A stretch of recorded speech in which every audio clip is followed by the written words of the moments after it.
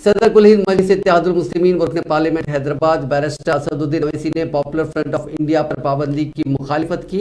Barrister Owaisi ने कहा कि पॉपुलर फ्रंट ऑफ इंडिया पर इस पाबंदी की हिमायत नहीं की जा सकती। उन्होंने ट्वीट में कहा कि कुछ लोग जराइम का इर्तिकाब कर रहे हैं, इसका मतलब ये नहीं कि तंजीम पर पाबंदी लगा दी जाए।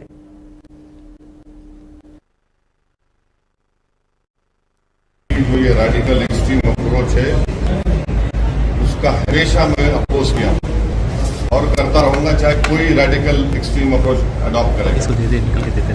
मगर ये बैन इसलिए हम सपोर्ट नहीं कर सकते क्योंकि चंद इंडिविजुअल अगर कोई क्राइम करते हैं उस बिना पर अगर आप ऑर्गेनाइजेशन को बैन करेंगे। सुप्रीम कोर्ट ने क्या कहा कि mere association with an organization is not enough to convict someone।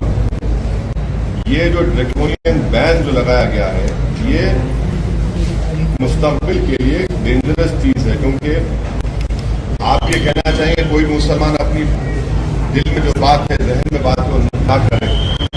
और जिस तरीके से हमारी इलेक्ट्रल जमहूरियत चल रही है वो फासिज्म के करीब जा चुकी है। तो कोई भी नौजवान मुसलमान अपनी बात को रखेगा तो आप एक पैम्फलेट निकाल देंगे पीएफआई का, और फिर वो जो काला कानून है यूएपीए का उसको इस्तेमाल करेंगे।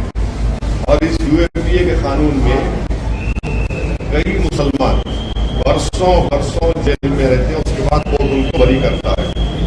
मैं हमेशा यूएपीए को अपोज किया हूँ और उसको अपोज करता रहूंगा, क्योंकि यूएपीए का कानून हमारे संविधान के प्रिंसिपल ऑफ लिबर्टी, जो हमारे संविधान के बेसिक स्ट्रक्चर का हिस्सा, उसके खिलाफ जाता है।